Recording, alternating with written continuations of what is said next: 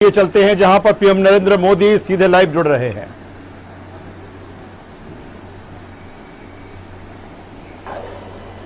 साथियों, 21वीं सदी के भारत के लिए जिस तरह एनर्जी सिक्योरिटी जरूरी है, उसी तरह वाटर सिक्योरिटी भी महत्वपूर्ण है।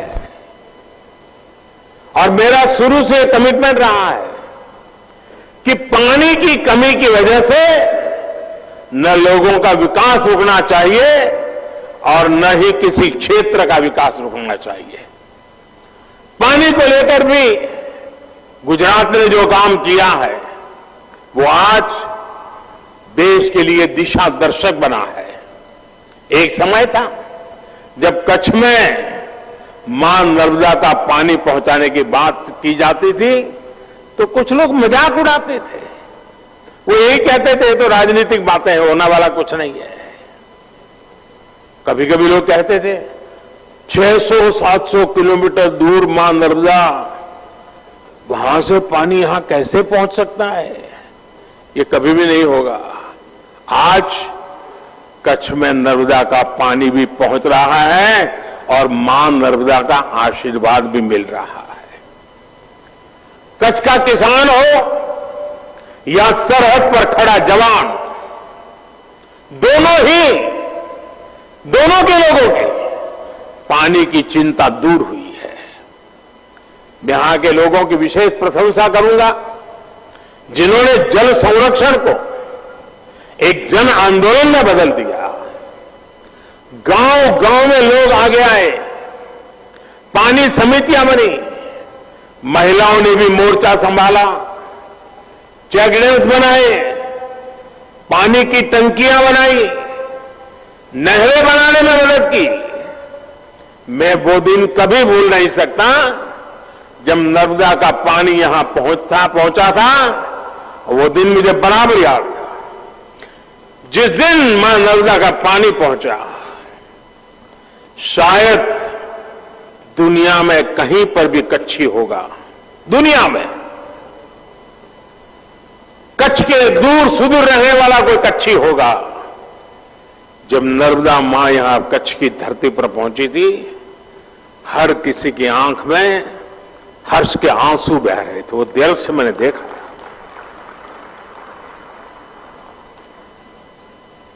पानी क्या है, ये कच्छ के लोग जितना समझ सकते हैं, शायद कोई समझ सकता है। गुजरात में पानी के लिए जो विशेष ग्रिड बनाए गए, नहरों का जाल बिछाया गया, उसका लाभ अब करोड़ों लोगों को हो रहा है। यहां के लोगों के प्रयास राष्ट्रीय स्तर पर जल जीवन मिशन का भी आधार बने हैं। देश में हर घर में पाइप से पानी पहुंचाने का अभियान तेज गति से चल रहा है। सिर्फ 1.25 साल के भीतर इस अभियान के तहत करीब 3 करोड़ घरों तक पानी का पाइप पहुंचाया गया है। यहां गुजरात में भी 80% से अधिक घरों में नल से जल की सुविधा पहुंच चुकी है। मुझे बताया गया है कि अगले कुछ समय में ही गुजरात के हर जिले में पाइप से पानी की सुविधा उपलब्ध हो जाएगी। भाइयों और बहनों, पानी को घरों तक पहुंचाने के साथ साथ पानी के नए स्रोत बनाना भी बहुत जरूरी है। इसी लक्ष्य के साथ ही समंदर के खारे पानी को शुद्ध करके इस्तेमाल करने की व्यापक योजना पर भी काम हो रहा है। मांडवी में तैयार होने वाला desalination plant, Narmada grid, SAUNI network और वेस्ट वाटर ट्रीटमेंट जैसे प्रयासों को और विस्तार देगा। पानी सफाई का ये प्लांट जब तैयार हो जाएगा तो इससे मांडवी के अलावा मुंद्रा, नखत्राना, लखपत और अबड़ासा के लाखों परिवारों को इसका लाभ होगा। इस प्लांट से इन क्षेत्र के करीब 8 लाख लोगों को रोज टोटल मिलाकर के 10 करोड़ लीटर साफ पानी की सप्लाई हो सकेगी। एक और लाभ ये होगा कि सैकड़ों किलोमीटर दूर से यहां आ रहा नर्मदा का पानी, उसका भी हम ज्यादा अच्छा सदुपयोग कर पाएंगे। ये पानी के अन्य तालुका जैसे रापौर, भचाऊ, गांधीधाम और अंजार को सुचारू रूप से मिल सकेगा। साथियों, कच्छ के अलावा दहेज, द्वारिका, घोघा, भावनगर, गिर सोमनाथ, वहां पर भी ऐसे प्रोजेक्ट आने वाले में शुरू होने जा रहे हैं। मुझे विश्वास है कि समंदर किनारे बसे दूसरे राज्यों को भी मांडवी का ये प्लांट नई प्रेरणा देगा, उन्हें प्रोत्साहित करेगा। भाइयों और बहनों, समय और जरूरत के साथ बदलाव करना, यही कच्छ की, गुजरात की ताकत है। आज गुजरात के किसान, यहां के पशुपालक, यहां के हमारे मछुआरे साथी पहले से कहीं बेहतर स्थिति में है। इसका एक कारण यह भी है कि यहां खेती की परंपरा को आधुनिकता से जोड़ा गया, फसलों की विविधता पर फोकस किया गया। कच्छ सहित गुजरात में किसान ज्यादा डिमांड और ज्यादा कीमत वाली फसलें उसकी तरफ मुड़ गए और आज उसमें आगे बढ़ रहे हैं। अब यही हमारे कच्छ में से देखिए, यहां के खेत उत्पादन विदेशों में एक्सपोर्ट हो, क्या किसी ने कभी सोचा था? आज हो रहे हैं। यहां खजूर, यहां कमलम, ड्रैगन फ्रूट, उस उत्पादों को खेती ज्यादा होने लगी है। सिर्फ 1.5 दशक में गुजरात में कृषि उत्पादन में 1.5 गुना से ज्यादा बढ़ोतरी दर्ज की गई है।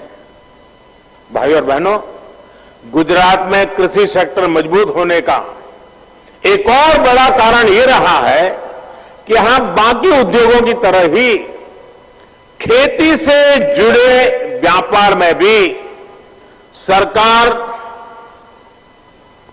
टांगड़ी अड़ाती है, दखल बखल नहीं करती है। सरकार अपनी दखल बहुत सीमित रखती है, खुला छोड़ दिया है। आज हम देखते हैं कि डेयरी और फिशरीज, इससे जुड़े 2 सेक्टर ऐसे हैं जो देश में सबसे तेजी से विकास हो रहा है। बहुत कम लोगों ने इसका स्टडी किया है, बहुत कम लोग इसको लिखते हैं। गुजरात में भी दूध आधारित उद्योगों का व्यापक प्रसार इसलिए हुआ क्योंकि इसमें सरकार की तरफ से पाबंदियां कम से कम रही। सरकार जरूरी सहूलियत देती है, बाकी का काम या तो कोऑपरेटिव सेक्टर वाले करते हैं या तो हमारे किसान भाई बहन करते हैं। अब आज अंजार की सरहद डेयरी भी इसका एक उत्तम उदाहरण है।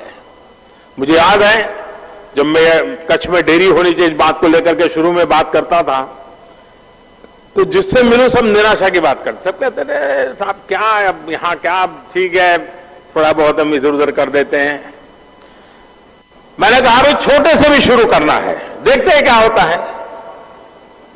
वो छोटा सा काम आज कहां पहुंच गया है देखिए।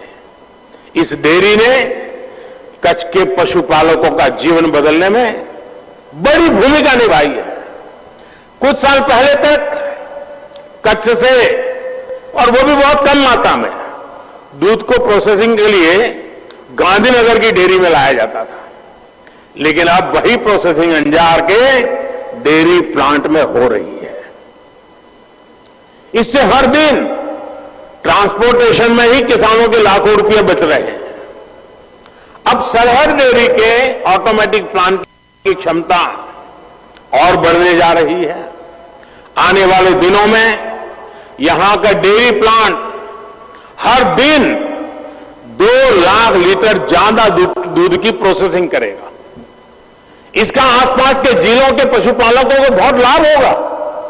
यही नहीं, नए प्लांट में दही, बटर मिल्क, लस्सी, मक्खन, खोआ जैसे अनेक मिल्क प्रोडक्ट्स में वैल्यू एडिशन भी संभव हो पाएगा। साथियों, डेयरी सेक्टर में जिन पशुपालकों को लाभ हो रहा है उसमें से ज्यादातर छोटे किसान ही हैं। किसी के पास 3 पशु हैं, 4 पशु हैं, किसी के पास 5, किसी के पास 7, और ऐसा करीब करीब पूरे देश में ही है। यहां कच्छ की बन्नी भैंस, ये हमारी बन्नी भैंस तो दुनिया में अपना नाम कमा रही है। कच्छ में तापमान चाहे 45 डिग्री हो या फिर तापमान 0 से नीचे हो, बन्नी भैंस आराम से सब कुछ सहती है और बाद मौत से रहती है। इसे पानी भी कम चाहिए और चारे के लिए वो दूर दूर तक चल करके जाने में बन्नी की भैंस को कोई दिक्कत नहीं होती। एक दिन में ये भैंस औसतन करीब करीब 15 लीटर दूध देती है और इससे सालाना कमाई 2 से 3 लाख रुपए तक की होती है। मुझे बताया गया है कि अभी हाल में ही एक बन्नी भैंस 5 लाख रुपए से भी ज्यादा में बिकी है। देश के और लोग सुनते होंगे, उनको आश्चर्य होगा, बन्नी की भैंस 5 लाख रुपया, यानी जितने में 2 छोटी कार खरीदे इतने में बन्नी की एक भैंस मिलती है। साथियों, साल 2010 में बन्नी भैंस को राष्ट्रीय मान्यता भी मिली थी। आजादी के बाद भैंस की ये पहली ब्रीड थी जिसे राष्ट्रीय स्तर पर इस तरह की मान्यता मिली। साथियों, बन्नी भैंस के दूध का कारोबार और उसके लिए बनी व्यवस्था यहां कच्छ में बहुत सफल रही है। देश में बाकी जगह पर भी दूध उत्पादक और दूध का व्यवसाय करने वाला प्राइवेट और कोऑपरेटिव सेक्टर दोनों एक दूसरे से जुड़े हैं और एक बेहतरीन सप्लाई चेन उन्होंने खड़ी की है। इसी तरह फल सब्जी से जुड़े व्यवसाय में भी ज्यादातर बाजारों पर सरकारों का सीधा दखल नहीं है। साथियों, यह उदाहरण मैं विस्तार से इसलिए दे रहा हूं क्योंकि आजकल दिल्ली के आसपास किसानों को भ्रमित करने की बड़ी साजिश चल रही है। उन्हें डराया जा रहा है कि नए कृषि सुधारों के बाद किसानों की जमीन पर दूसरे कब्जा कर लेंगे। भाइयों बहनों, मैं आपसे जानता हूं, क्या कोई डेयरी वाला आपसे दूध लेने का कॉन्ट्रैक्ट करता है तो आपकी गाय भैंस ले जाता है क्या? कोई फल सब्जी खरीदने का उद्यम करता है तो क्या आपकी जमीन ले जाता है? क्या आपके प्रॉपर्टी उठा के ले जाता है क्या? साथियों, हमारे देश में डेयरी उद्योग का योगदान कृषि अर्थव्यवस्था के कुल मूल्य में 25% से भी ज्यादा है। ये योगदान करीब करीब 8 लाख करोड़ रुपए होता है। दूध उत्पादन का कुल मूल्य अनाज और दाल के कुल मूल्य से भी ज्यादा होता है। इस व्यवस्था में पशुपालकों को आजादी मिली हुई है। आज देश पूछ रहा है कि ऐसी ही आजादी अनाज और दाल पैदा करने वाले छोटे और सीमांत किसानों को क्यों नहीं मिलनी चाहिए? साथियों, हाल में हुए कृषि सुधारों की मांग बरसों से की जा रही थी। अनेक किसान संगठन भी पहले ही मांग करते थे कि अनाज को कहीं पर भी बेचने का विकल्प दिया जाए। आज जो लोग विपक्ष में बैठकर किसानों को भ्रमित कर रहे हैं, वो भी अपनी सरकार के समय इन कृषि सुधारों के समर्थन में थे, लेकिन अपनी सरकार के रहते वो निर्णय नहीं ले पाए, किसानों को झूठे दिलासे देते रहे। आज जब देश ने यह ऐतिहासिक कदम उठा लिया तो यही लोग किसानों को भ्रमित करने में जुट गए हैं। मैं अपने किसान भाई बहनों से फिर एक बार कह रहा हूं, बार बार दोहराता हूं कि उनकी हर शंका के समाधान के लिए सरकार 24 घंटे तैयार है। किसानों का हित पहले दिन से हमारी सरकार की सर्वोच्च प्राथमिकताओं में से एक रहा है। खेती पर किसानों का खर्च कम हो, उन्हें नए नए विकल्प मिले, उनकी आय बढ़े, किसानों की मुश्किलें कम हो, इसके लिए हमने निरंतर काम किया है। मुझे विश्वास है हमारी सरकार की ईमानदार नीयत, हमारी सरकार के ईमानदार प्रयास, और जिसको करीब करीब पूरे देश ने आशीर्वाद दिए हैं, देश के हर कोने के किसानों ने आशीर्वाद दिए हैं, मुझे विश्वास है कि किसानों के आशीर्वाद की यह ताकत, देश भर के किसानों के आशीर्वाद की ताकत, जो भ्रम फैलाने वाले लोग हैं, जो राजनीति करने पर तुले हुए लोग हैं, जो किसानों के कंधे पर बंदूकें फोड़ रहे हैं, देश के सारे जागरूक किसान उनको भी परास्त करके रहेंगे। भाइयों बहनों, इसी के साथ मैं फिर एक बार कच्छ को अनेक अनेक बधाई देता हूं।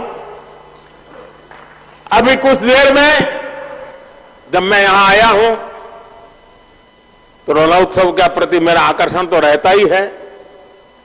कच्छ की विरासत, यहां की संस्कृति को नमन कर रहे एक और कार्यक्रम रणोत्सव का भी हिस्सा लूंगा। फिर से एक बार थोड़ा उस पल को जीने का प्रयास करूंगा। कच्छ के विश्व प्रसिद्ध व्हाइट डेजर की यादें भी अपने साथ फिर एक बार आज दिल्ली ले चला जाऊंगा। कच्छ विकास की नई ऊंचाइयां छूता रहे, मेरी हमेशा यही कामना रहेगी। मैं फिर एक बार आप सबको बहुत बहुत बधाई देता हूं, बहुत बहुत शुभकामनाएं देता हूं। बहुत बहुत आभार। बहुत बहुत बहुत धन्यवाद माननीय प्रधानमंत्री महोदय।